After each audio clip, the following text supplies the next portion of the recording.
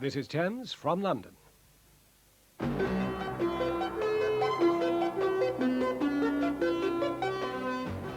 Four school children are feared drowned in the sea off Land's End.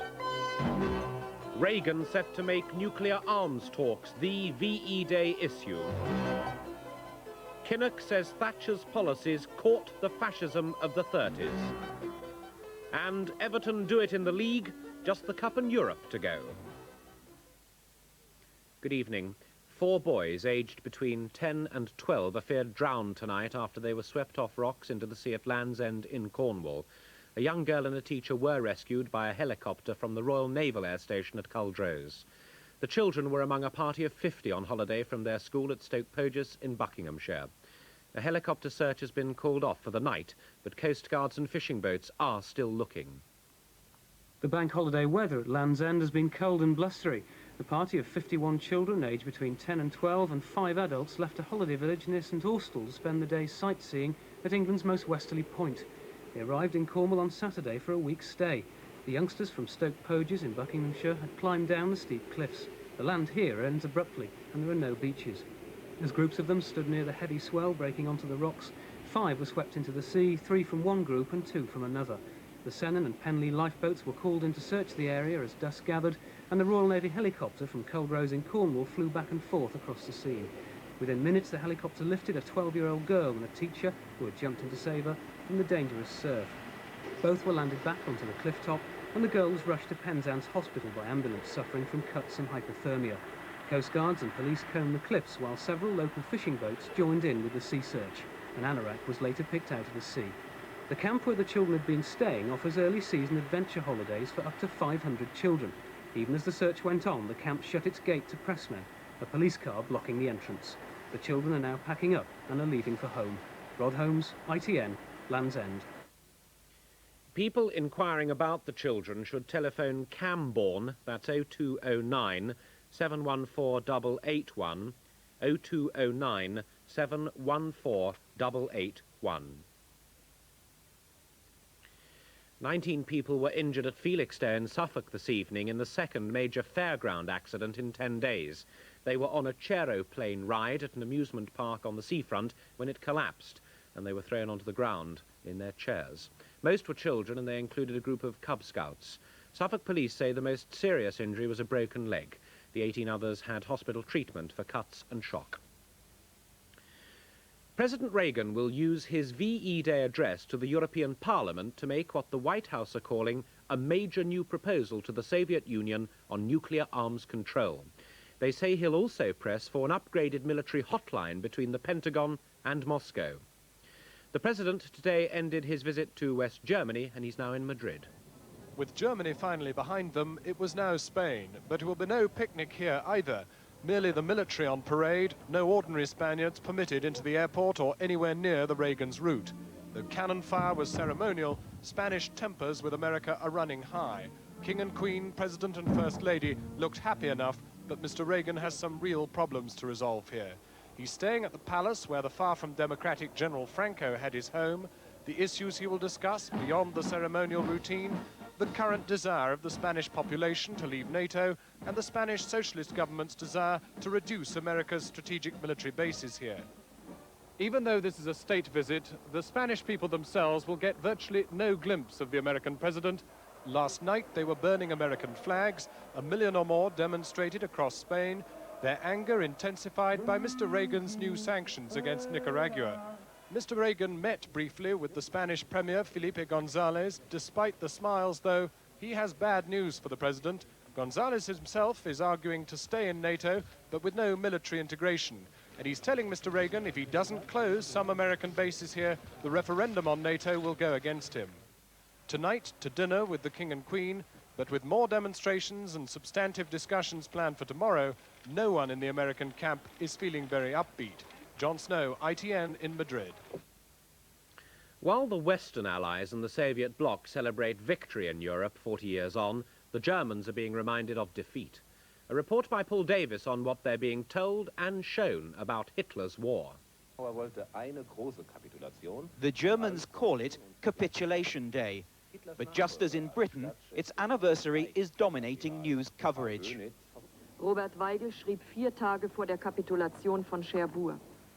Newspapers and magazines are full of stories reliving the last days of the war. And this week at least, TV soap operas give way to old newsreels of the surrender. But so much digging up of the past has divided opinion among today's young Germans. It's not wrong to show these pictures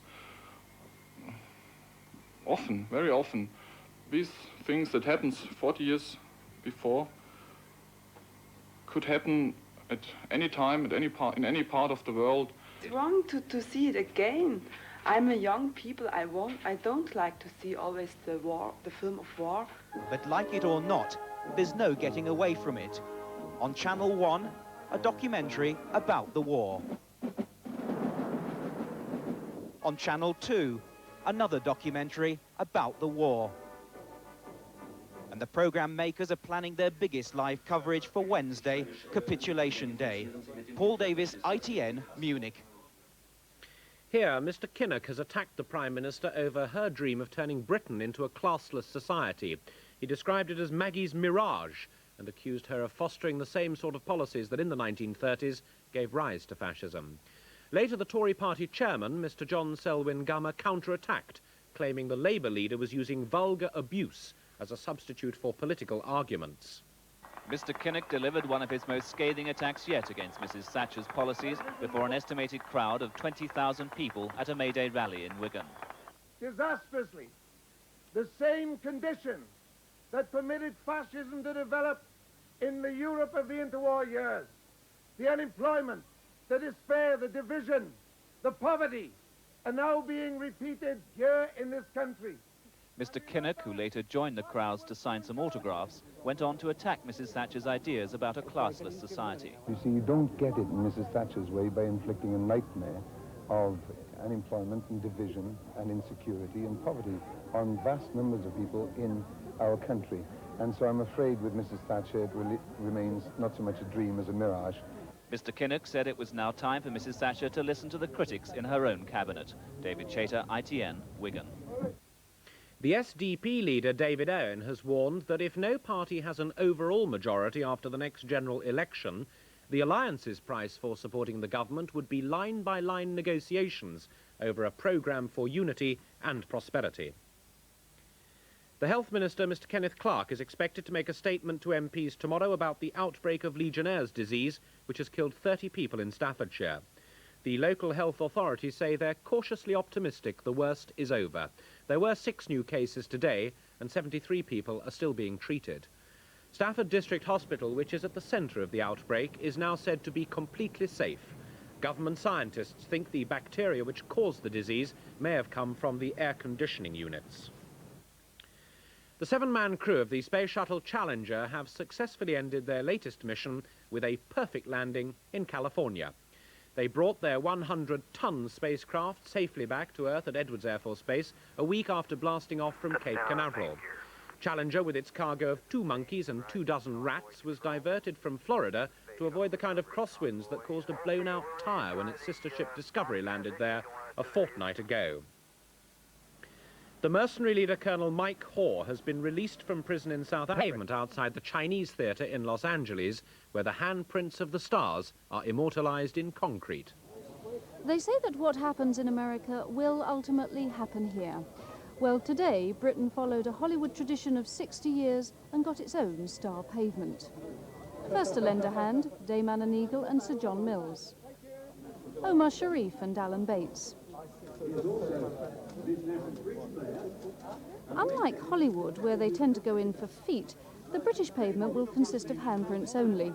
A spokesman said, "We chose hands because it's a bit more dignified than stripping off your socks." Charlton Heston said it didn't feel at all dignified being down on all fours, but agreed that for most actors, the loss of a little dignity is nothing compared to leaving a lasting impression. Joan Thurkettle, ITN, Leicester Square. A reminder that ITN will be on the air on Wednesday with full coverage of the VE Day anniversary celebrations. That's Victory Remembered, Wednesday from 10:30 a.m. But from all of us to all of you, good night.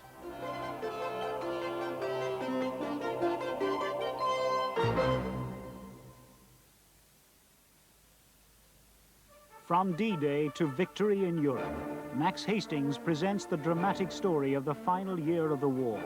To celebrate VE Day, ITN and Granada are offering this 2-hour video for only $19.95. You can pay by Access or Visa, or send checks or postal orders to ITN Victory in Europe offer, P.O. Box 44, Leatherhead, Surrey, or phone 01-834-9090 now. Now, here's news of the weather we can expect in the Thames area. Overnight, it'll turn cloudy. Lowest temperatures 7 Celsius, 45 Fahrenheit. Tomorrow will be a cloudy day. It'll be dry to begin with, but rain will come along during the morning. And then it'll rain for much of the afternoon. Colder than today, about 12 Celsius, 54 Fahrenheit. And there'll be quite a strong northerly wind. And that's the weather forecast.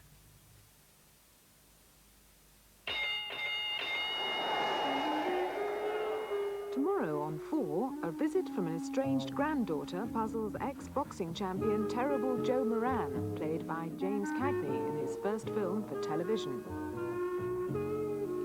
I have to keep my feet nice for Nicky. He likes to kiss my toes. Sounds like a dirty rat. But this is a feat indeed for Cagney at 84, his last screen appearance to date, as Terrible Joe Moran, tomorrow at 9 on Channel 4. And there are good guys and bad guys. I'm a good guy. Telly Savalas as Kojak on the trail of a gunman in a special feature-length episode after the break.